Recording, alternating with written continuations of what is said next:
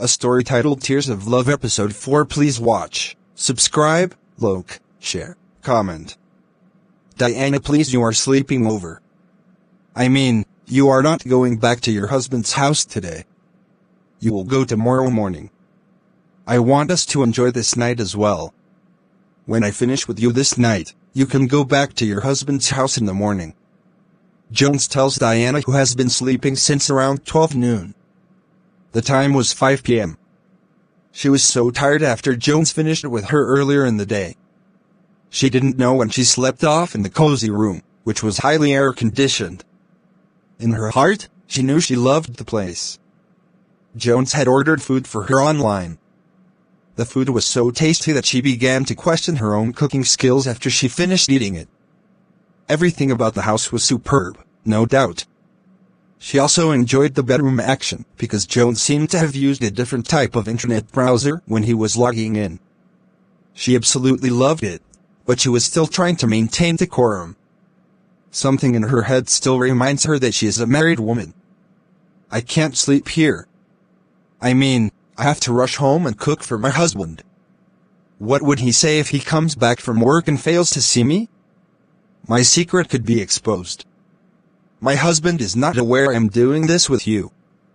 Do you want to ruin my marriage? Please, Jones, I have to rush home right now because my husband will soon arrive. Diana said as she stood up from the bed, wore her clothes, picked her handbag, and started going, but Jones' voice made her stop. If you leave, just know that your husband has lost his job. I said I want you to sleep over, and you are talking about your husband. Is your husband more important than me? Come back and relax, let us enjoy ourselves. Jones said.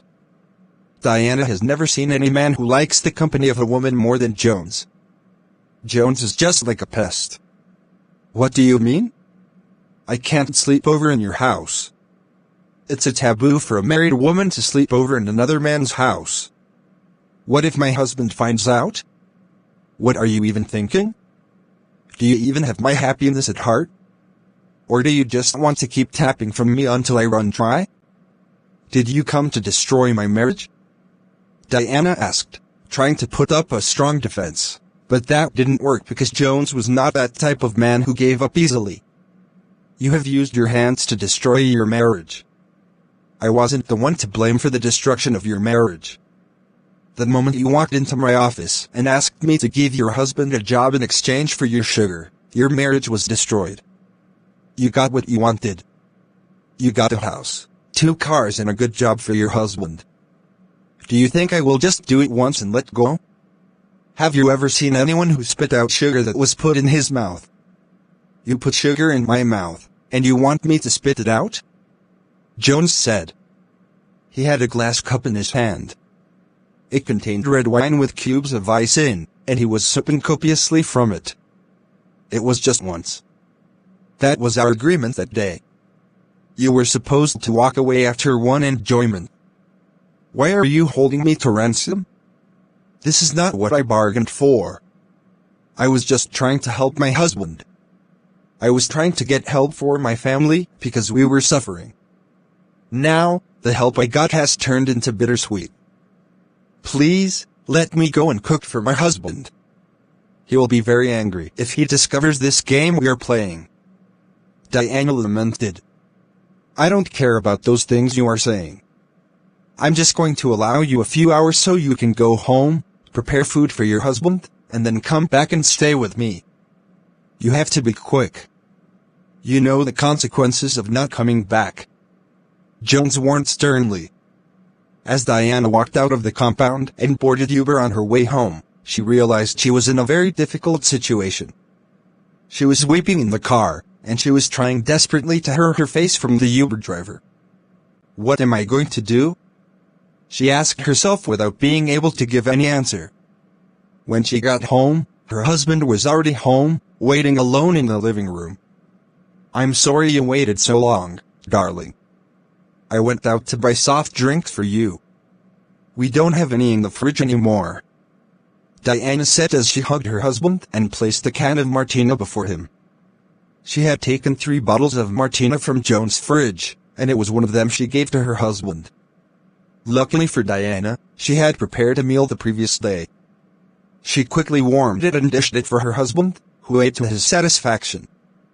"I'm going for a night's vigil in the church. I want to go and pray for the family and for you to continue to succeed at your workplace," Diana tells her husband. He was washing his hands after he finished eating the pounded yam and egg gussie soup. "All right. That's a good idea," Takena, her husband, said. He had finished washing his hands in the bowl of water held up for him by Diana. "Are you saying I can go?" Diana asked calmly. "Yes, of course," Takena said. Diana was surprised that her husband approved her request so easily.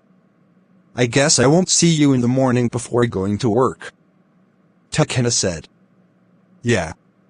I will stay in the church till daybreak," Diana said. She went into the room, took her bag, and left the house after hugging her husband.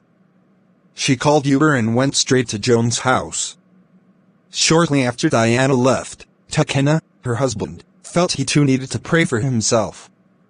Recently, he had been feeling as if he had abandoned God after he got a good job. "Let me go to the night vigil and join my wife so we can pray together," Takena said as he picked his car keys and drove to the church. Watch out for episode 5 and please like, share, subscribe to my YouTube channel to watch more episodes. Thanks. God bless your home.